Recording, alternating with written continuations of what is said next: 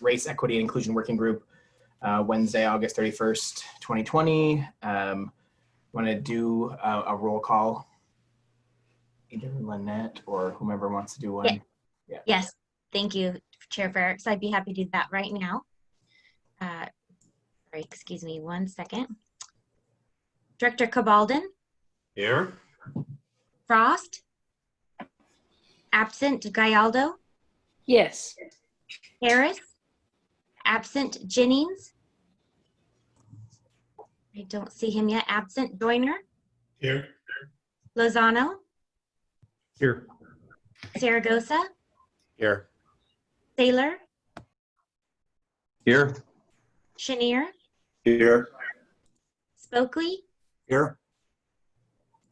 Co-Chair Ferricks? Here. Co-Chair Samayoa? Here. And ex officio member Tecker? Here. Thank you. Appreciate it. Thank you very much. Let's see. Any questions or anything thus far, folks? Just taking a look. Not seeing any hands raised. Great. Well, we will. Let's see. Let's move along then to public communications. Is there anyone wishing to address the committee on any item not listed on the agenda? You may do so at this time. Either Katie or Lynette, any person wanting to address the body? No, I don't see anyone. Great, thank you, appreciate that. Great, so well, before we have one major informational item before us today. So before we begin that, I was just gonna take a moment to make a few comments and also ask the co-chair to do so as well if he cares to. I think just to sort of recap on the first couple of meetings and the last board meeting, this group has met twice. Folks will recall, of course, the first meeting was a short hour focused specifically on the 2020 funding round and opportunities to integrate equity into the 2020 funding round. And in that meeting, it was also briefly mentioned that SACOG was going to be hiring a consultant to help us with the work of this working group. At our second meeting, we also reaffirmed our support for the funding round framework and the ways it integrated equity already, primarily the introduction of the Disadvantaged Communities Pipeline Program, as well as the addition of equity into the program goals. And, we also spent the majority of the time at the last meeting, of course, discussing the charter, which as a working group, we did act to move forward to the full board with a few modifications. Folks will recall at our last board meeting, the full board meeting was, consumed by lots of discussion around the funding round, and we didn't have a full chance for the full board to weigh in on the draft charter of this group, which I think is okay. The work of this group can still continue to move ahead, and we will roll the charter forward with the full for the full board to discuss at the September meeting. We've also heard briefly at our last meeting that staff had concluded with an RFP and hiring process for a consultant to help us initially with our work on race, equity, and inclusion. The SACOG has selected McKinsey Mack Group, and on our agenda today, we're really fortunate to have those folks joining us and getting to meet them and hear about their work and how they'll be assisting us. So just a quick recap of sort of to date, and offer the opportunity for co-chair Samayoa to make any comments, and such that he wants to now, and then we'll see if there's any questions, and then we will hand the item over to Monica and Mackenzie. Thank you. For me, I think humility is probably the most the word that I want to highlight, given that both institutionally as an organization and as individuals, we have a set of blinders that I think our job as board members and this institution is to try to find a way that we can maybe remove some blinders that will help this organization have a greater impact in our region to support our communities and make make it that you look for possibilities that maybe we're not seeing in the way we've done things in the past. So and knowing that we don't know everything, and having outside group providing an assessment and feedback on those maybe blinders that we may have, will help us hopefully at the end to have greater value on the investments that we're planning to make now and in the near future and in the long term for this organization, that maybe we can actually have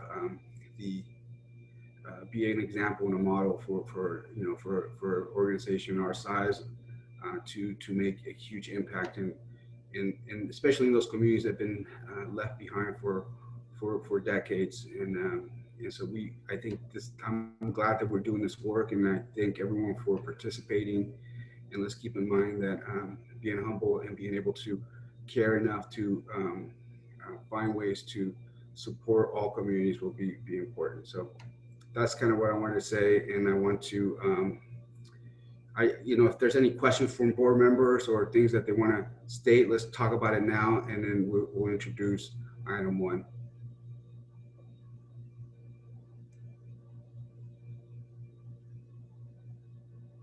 Seeing none, we'll move to item 1 then.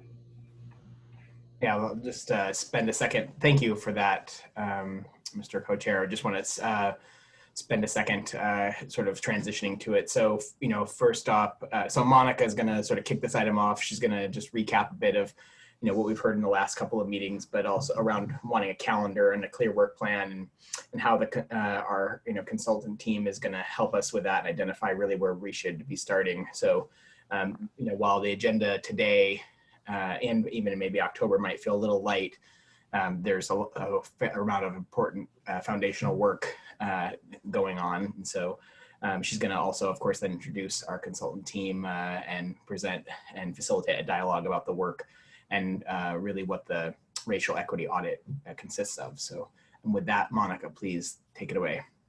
Thank you, Mr. Chair. Good afternoon, board members. As Chair Frericks and Chair Samayoa noted, I wanted to quickly recap the last 2 meetings, specifically the most recent, the August 10th meeting, where we, your staff, heard very clearly an interest in a calendar for the upcoming months and a clear process. Simultaneously, we were selecting and finalizing our consultant contract and also having discussions with the consultant team who you'll get to spend time with today. And one thing that was very evident was the need to start with this equity audit.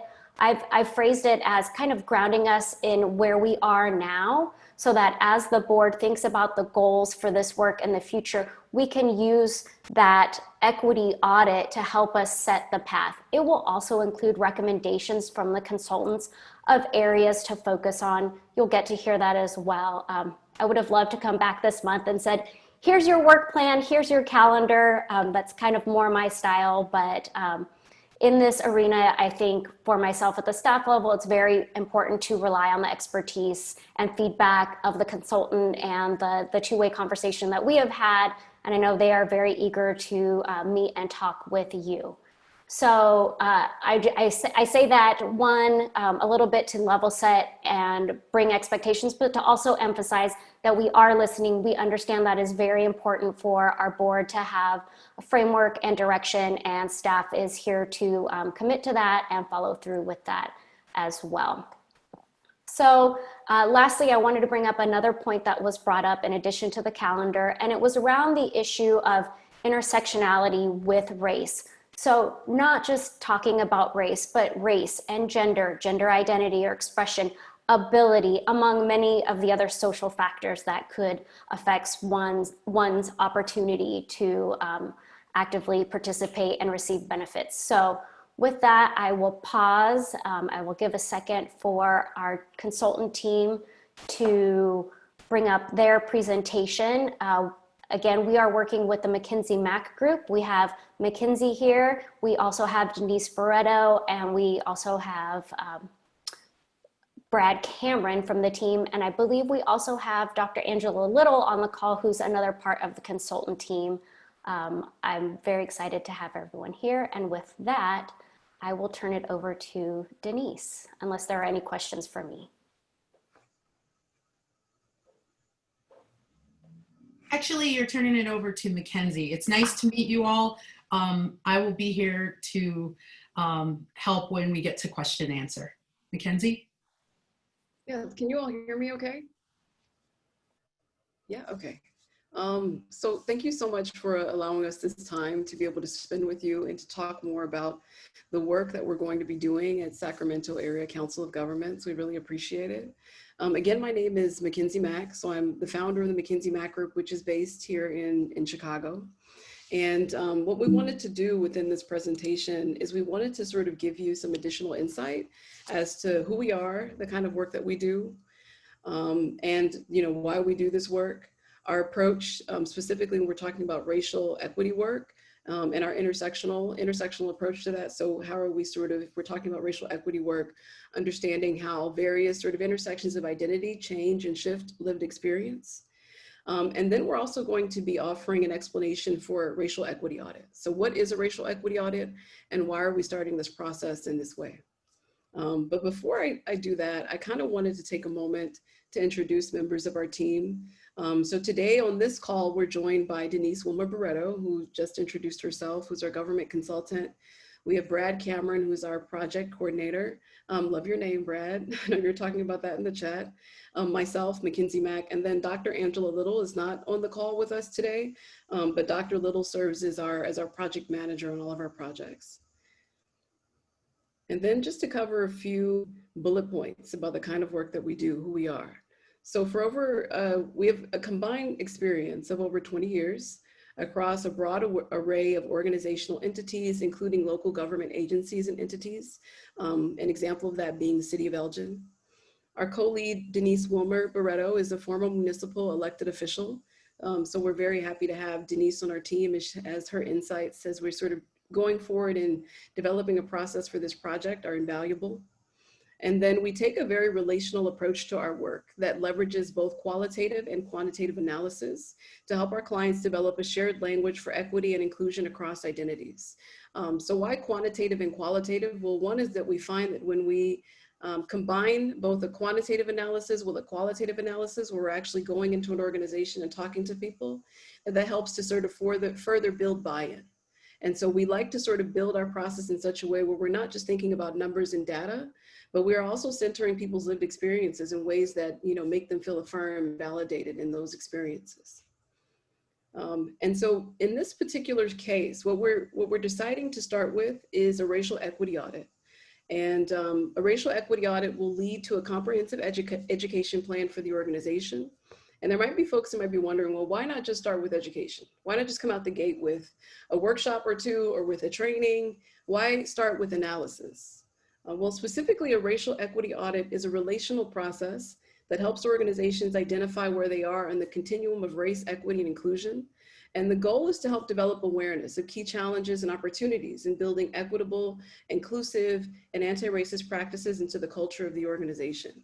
And so we start with a racial equity audit specifically because we could come into an organization and we could make assumptions about what you need, right? We could probably put together some workshops based on our work, sort of combined sort of 20 plus years of work within organizations and do it that way.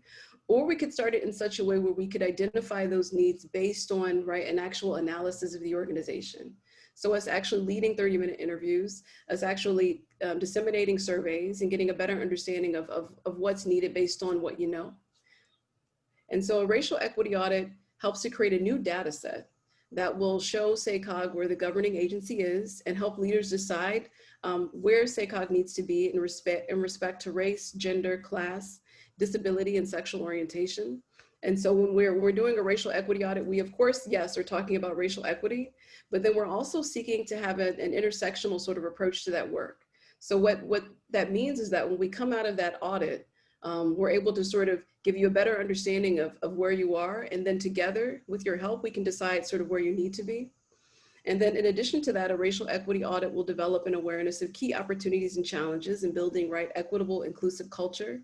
And then last but not least, racial equity audits help to identify the most effective efforts worth allocating your dollars, time, and resources to enable long-term change, right? And so like I mentioned sort of previously, that when we seek to sort of start with education first, without really having an understanding of where you are, sometimes what happens is we lose buy-in in the process.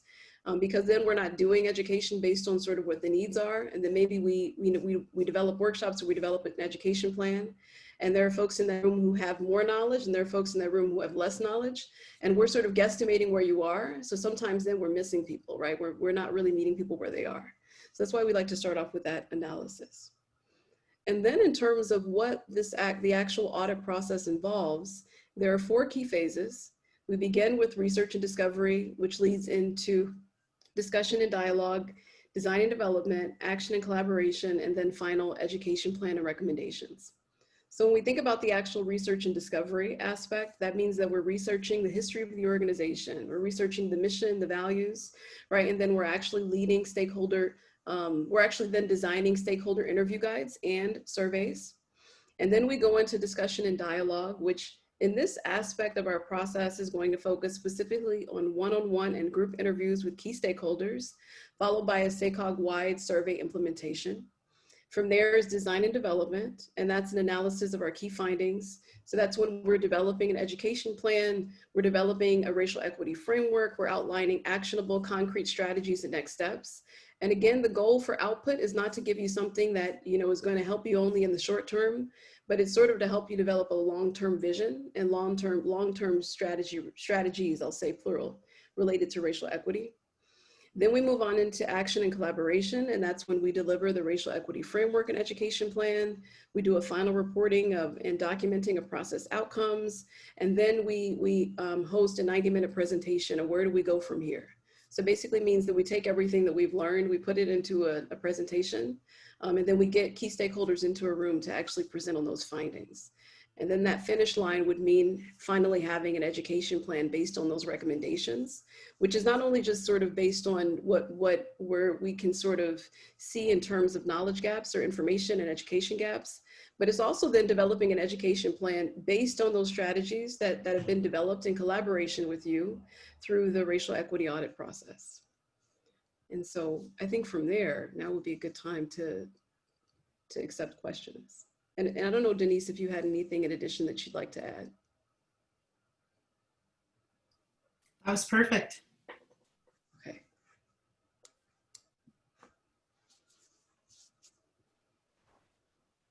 Wow, we are not that good. Somebody has a question that they're not saying. And I know because I wasn't elected and I've sat where you sit and I know how you think. So we can let there be a little more silence, but we absolutely know there's some things going through your head and we'll leave some space for you to raise those. Thank you, Denise and Mackenzie. I was gonna turn it back to our co-chairs and just remind the group that we have allocated this agenda item for the entire board meeting with the exception of some wrap-up notes at the end. So Mr. Co-chairs, I turn it back to you unless you have, again, questions for me specifically. No, thanks. I appreciate that, Monica. And thanks so much, Mackenzie and Denise. Appreciate that. We do have Director Gallardo, who's not on video, but she's raised her hand. Jill, do you want to go ahead? Yeah, I think the question I had is on the audit. I guess, are we giving the perspective of our SACOG board or representing our individual districts?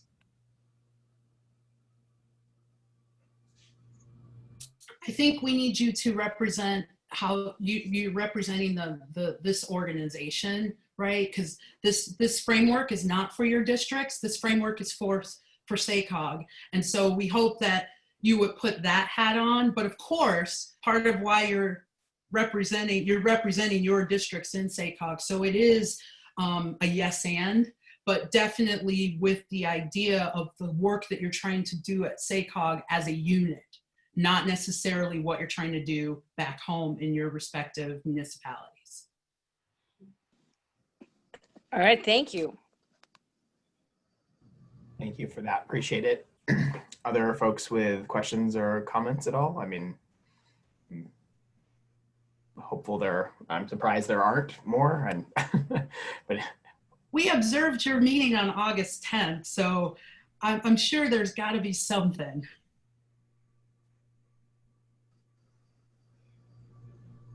Lucas, I'll go ahead and ask one if I may. I wasn't present at that meeting, unfortunately. So as I look at this, if I were approaching this, I would break it down into two separate elements: the internal workings of the organization, the day-to-day operations, and the board itself, and how we come together and address the greater region. So what's your vision and plan for doing that? You're nailing it exactly. We definitely want the internal workings of the organization. But again, this process includes not only the board, but also other partners, vendors, other community partners or people that you partner with to execute your work. They're all part of the equity audit because we want to ascertain how SACOG shows up in its community, as well as how the internal workings. They're both equally important to this audit. And then I'll add to that, that's what's built into the process are working sessions with the board.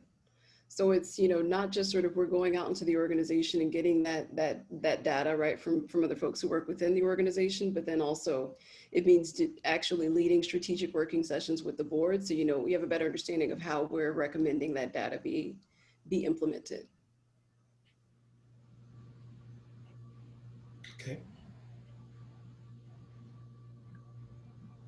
And if I could pepper in as well, that in addition to this body of our working group being part of the interviews, we do want to extend the invitation out to the full board should other board members who are not participating in this group make time and be available to participate. And then the advice we have been given and asked by Mackenzie and Denise in terms of internally is having a spectrum of our staff so that it's not just either management or entry-level staff, so that we will have across teams, project areas, and of course, across both professional experience and tenure at SACOG, so that we'll have that internal diversity of representation of perspectives of staff.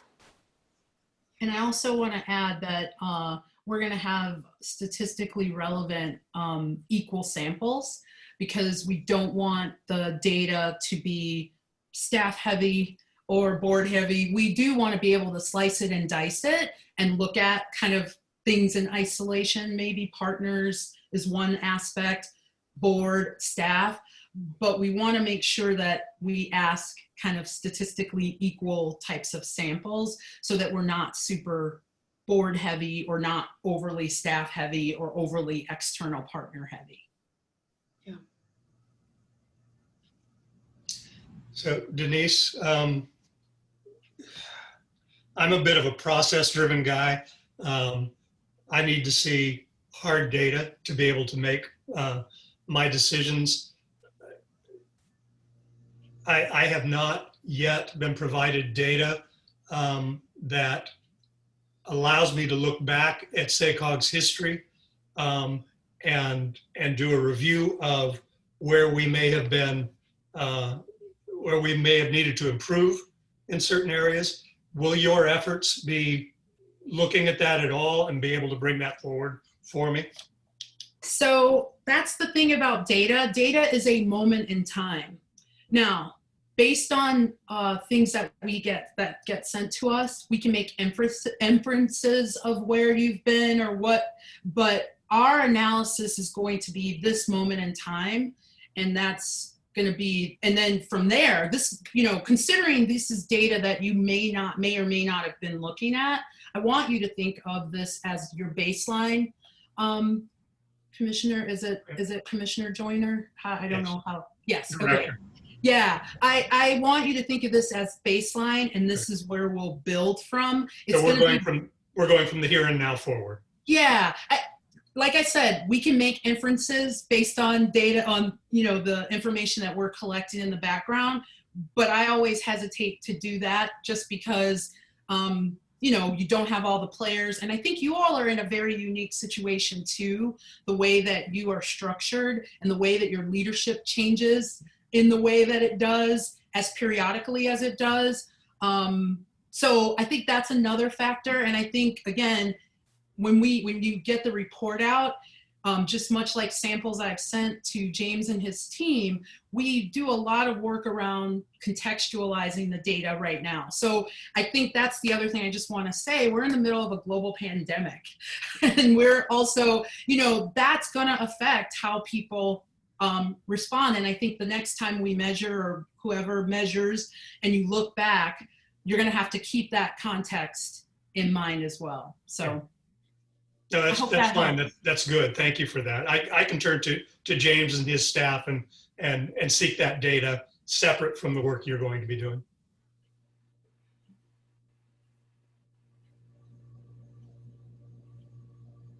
Lucas, can I just assume just For one? folks who are interested, I don't know, Christopher, if that was you who was just talking, but also Director Lozano and Saylor also got hands raised. So however you want to proceed, go ahead.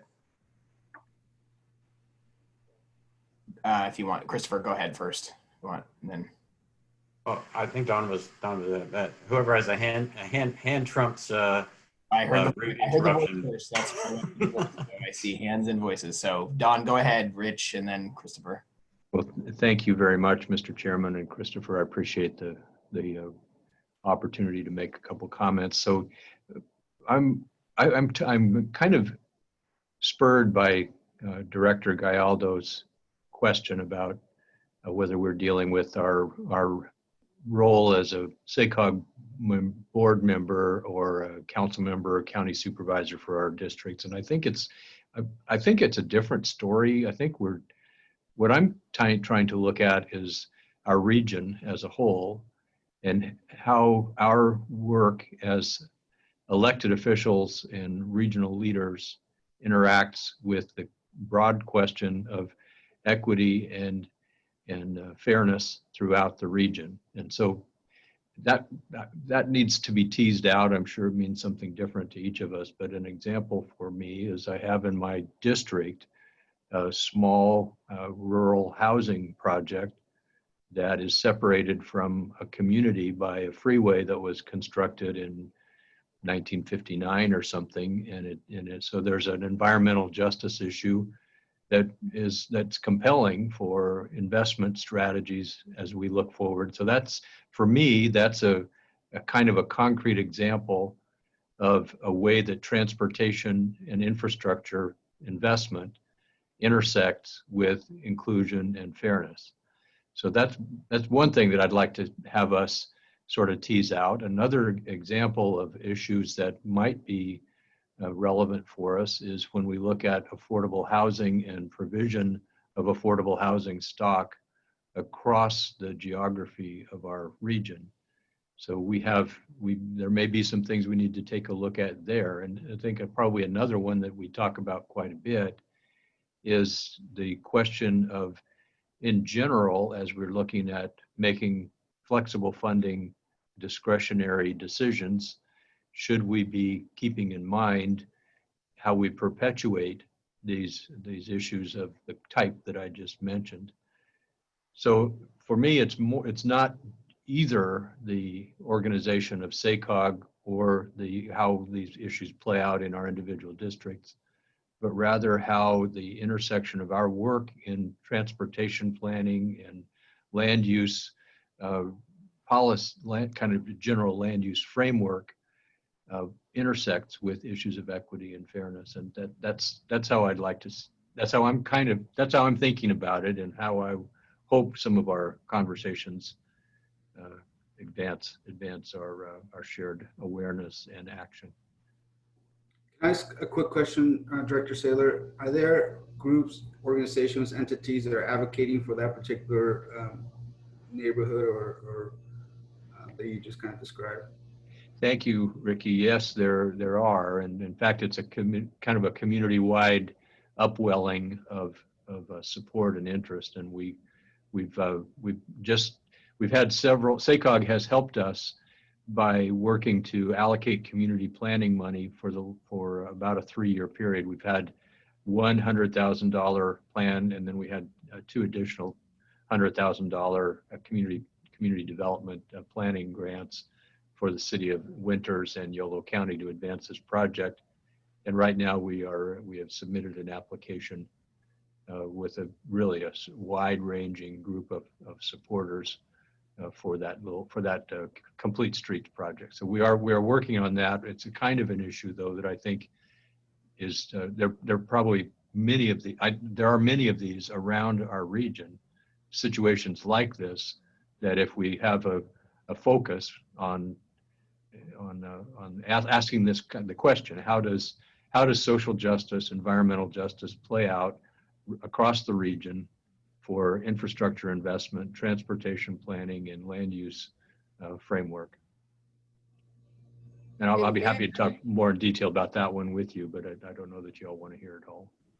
May I ask a question about that, Commissioner Saylor?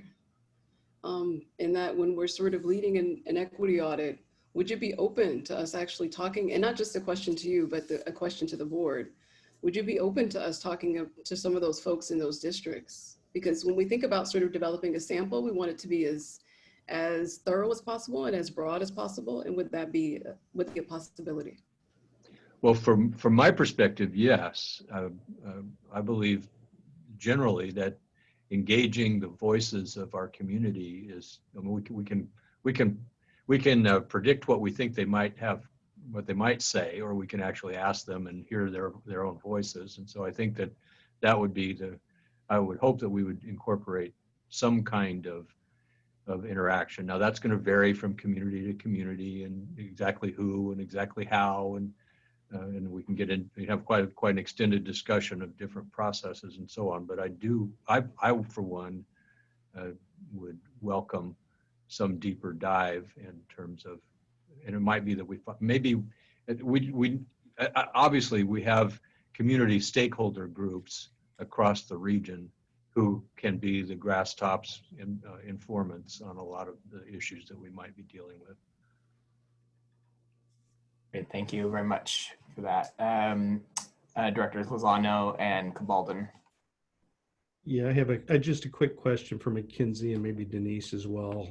In follow-up to Director Joyner's question regarding the history, on the second to last slide, there is research and discovery, and you talk about SACOG history, mission, and values, and then stakeholder interview and survey design.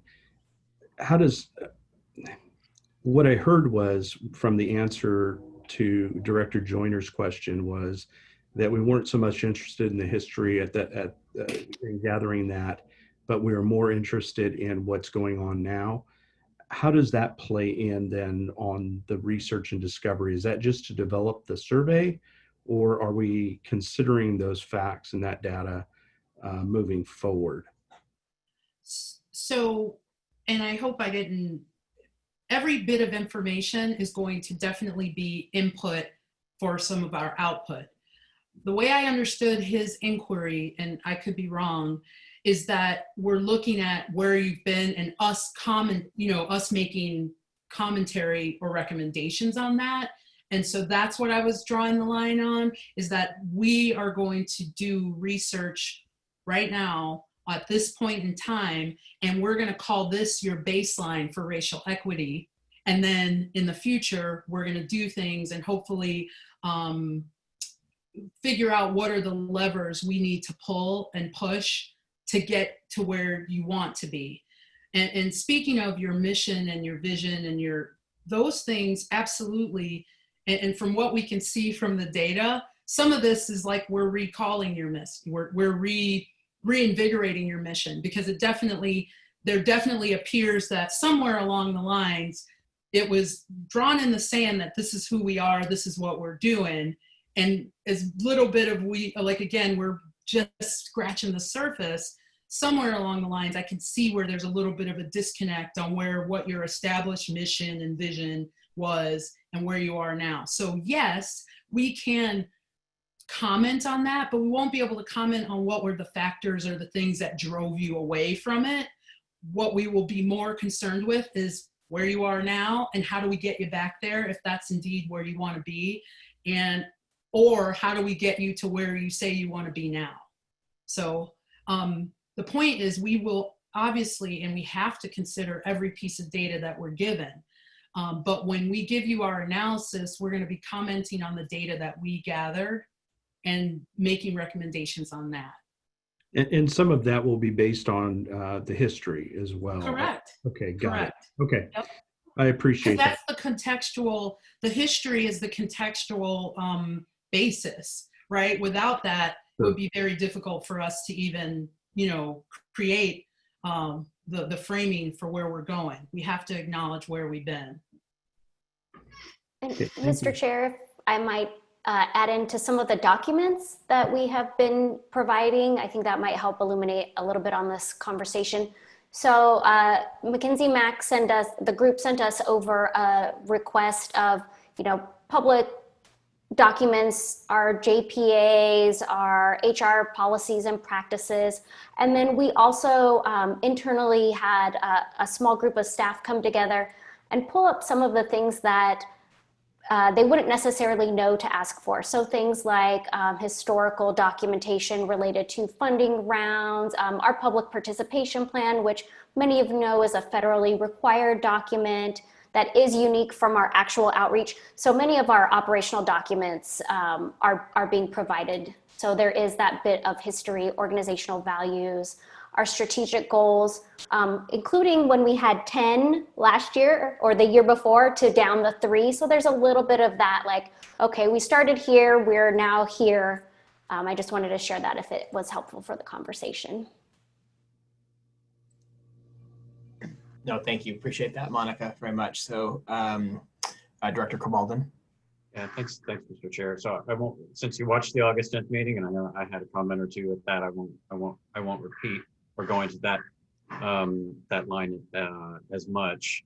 Since that time, we have had a major existential moment at SACOG that is ongoing, and it is ripe with issues around race and power inside the region as well.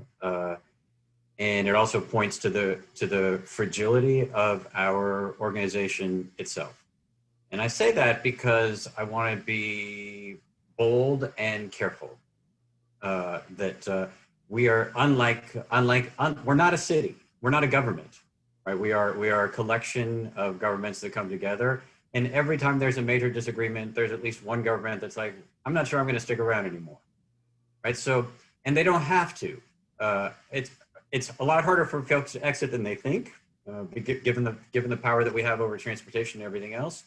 But it's our continued existence is not assured. We are not in the Constitution, and we cannot afford to not exist. That the SACOG's role in advancing sustainability and equity and all the other issues is too important for us to risk it. And so how we proceed, makes a huge difference overall, but particularly in this moment where we'll be returning even in a couple of weeks from now, with a fight that is quite ripe at the moment. So I want to as we, and I've said this, on August 10th and every other meeting before that, as you are hearing from our staff team, just remember the politics that we are engaged in at the moment at the board level.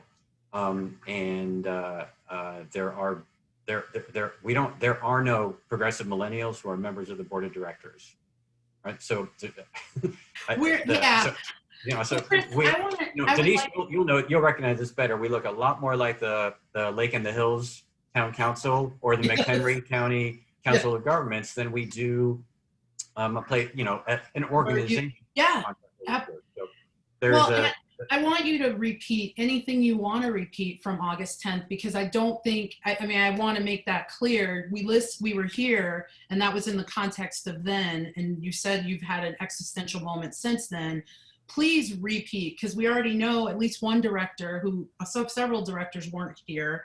So absolutely, I guess I just want you to feel free. Don't feel like a repeat is a problem to us, because it isn't. Oh no, but it would be for my colleagues. No, and it's not necessary. So it's because we're in the work now. So I think this partly gets to the. I mean, we are asking a lot of ourselves in this moment as well through this work, which is, and we've already heard it today. Is are we focusing on SACOG the organization, Like what do our hiring practices look like? You know, how do we choose our priorities? How have we scoped our mission? Are we focusing on the policy work that we do? You know, how should funding be allocated? What should my constant fights with folks about, you know, how we define what justice looks like at the neighborhood level or for a specific housing project, right? So there's the policy work that we do, but that's not us.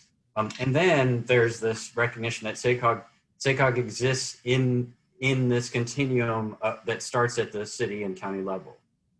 We do not exist. We have not come together as 31 people independently elected to this board.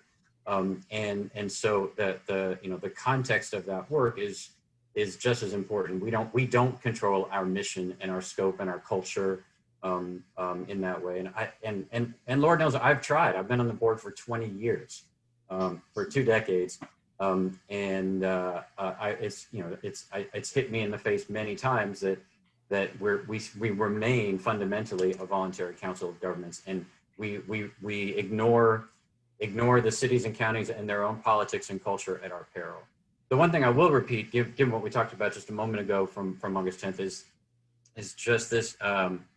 Tonight I'm teaching a university course about engagement and about racial justice, and in the same sense that I wouldn't, you know, if you got a group of 12 people together at my community center, and when you were done said, okay, now we know what white people think is their needs, and therefore we should do it because, you know, these 12 people said that.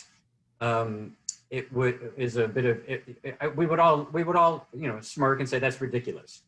But especially for folks that aren't in these communities, it's so tempting to say, oh, we got 12 Latina grandmothers together in the community center, and what they told us is that, you know, streets need to be 4 lanes and not 6. So that's what now, if we care about justice, that's what we will do.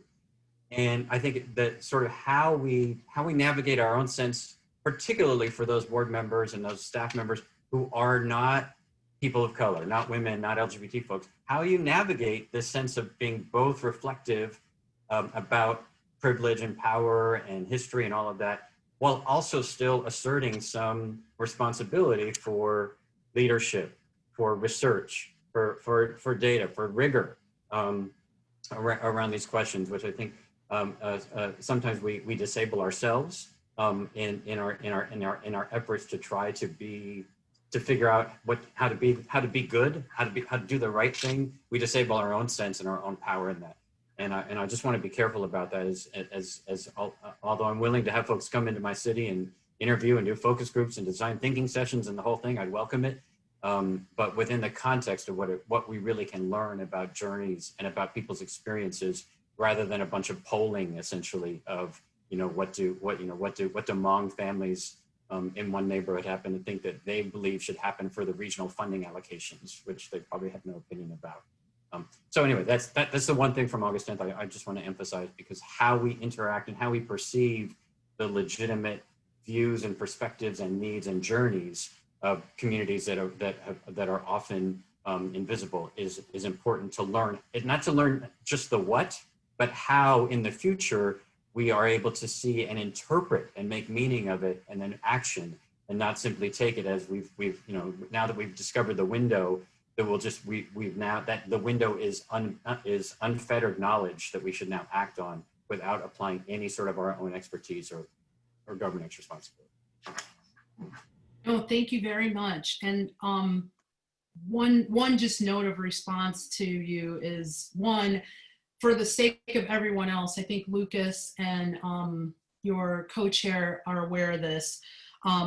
I've worked very closely with a counterpart of yours in Chicago area, CMAP, which is very different, is run very differently. I was on a couple of those committees back when I was on the village board in Lake in the Hills, transportation committees. And so you are in a very unique, because even amongst folks that have similar quasi-government organizations like you are even a step further, more unique than a lot of the ones I've been familiar with. And believe me, we are absorbing that and keeping that in mind. And what you said about not just getting the information so we have it, that you pick the right team for that, because what we do as a unit, it's very trendy and popular to identify inequities. It's very trendy and popular to talk about inequities. What's not being done consistently, which is why, business is through the roof right now, is what do you do when you know what you know? And how do you take action? And so I am confident that we will be able to navigate all those different landmines, because we've walked in fields similar to them. And then I think we will have the added agility of some of our work that has been done with funding entities like nonprofits or foundations who also face similar type things. Because you're right, at the end of the day, you have an enormous budget and you have an enormous land mass that you're trying to plan transportation for that is super diverse, and all of those stories count, and all those stories should be reflected in the data that we end up coming back with. So that's our goal, and it's not going to be easy, and it's not it may be fun. It'll be fun for me for sure. I can tell you I always have fun, but it may not be fun, but it's going to be fruitful. That is for sure. For sure. And if I could just add to that, Director, responding to something else that you said, I think it's important to highlight the fact that neither Denise nor I believe in the right answer or the right direction in terms of there being one.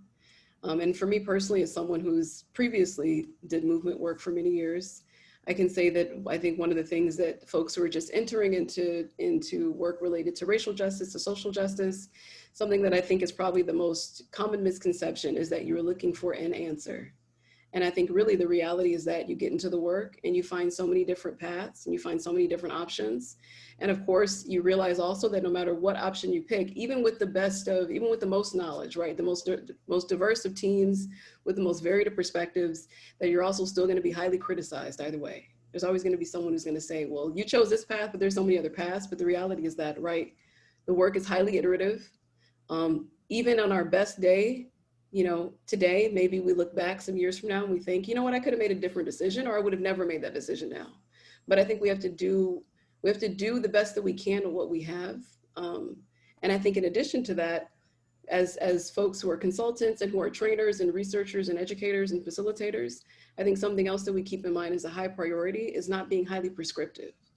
So we don't come into it with, okay, this is what we're gonna find, right? Which is one of the reasons why instead of us saying, here's education first, why we said, let's lead with a racial equity audit, is because we don't wanna be prescriptive in our work, because we also have our own biases, right? We, as folks who do this work, we have our own socializations. So our goal is to sort of come into the space being as subjectively aware as possible, right? Of those biases and of those socializations, and then also invite other folks within the organization and outside of it to come into that space with us, and to also be sort of aware of those biases, and to sort of identify what the paths are. And then I think from there, we deliver that, then it really is up to those who have the power to make the decisions to say, based on these options, plural, that we have, this is what we're going to focus on, or these are 3 top things that we're going to focus on, and no more than that, because we can only focus on 3 at one time, or one at a time, or 2 at a time. But that's sort of how we approach our work, and I think it's important for me to emphasize that as well. No, thank you both for those comments. Christopher, any response at all, or anything you want to add in at all? Okay. Others with questions, comments, discussion at all? Just taking a look around, not seeing any. Okay. Great. Well, Monica, do you want to, so if there aren't, isn't much more from folks here, I mean, I don't know if Monica, if you want to do any kind of wrap up here and. Sure. Thank you. Thank you, board, for the feedback and conversation today. It certainly isn't the last or only opportunity One of the things that was kind of going through my head as I was listening to this question is some of the other things that we can look forward to in the interviews is potentially this uncovering, which is an assumption on my part, that we need some shared definitions. Some of the other work that I have reviewed in the proposal process with McKinsey Mack Group, their reports included that shared definitions. But again, I don't want to project my thoughts into their process. So I anticipate that might be one of their findings that could be very helpful for us. So I'm very much looking forward to this, and I very much appreciate all of your feedback, and do know that we are planning for the October 4th. Again, I recognize you all very much wanted to have a clear calendar for the next few months.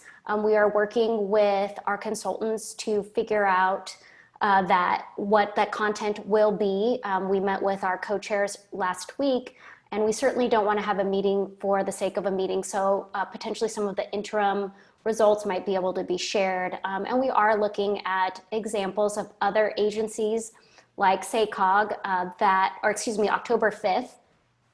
Thank you, Lynette, for that note.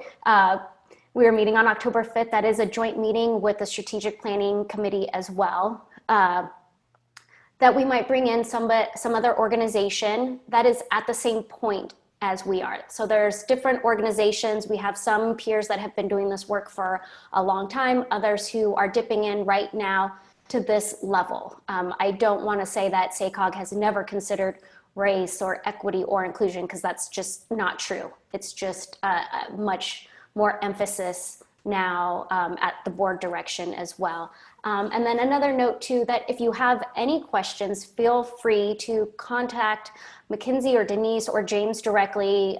We are certainly here to be as responsive as possible, and they have been incredibly responsive to us at staff.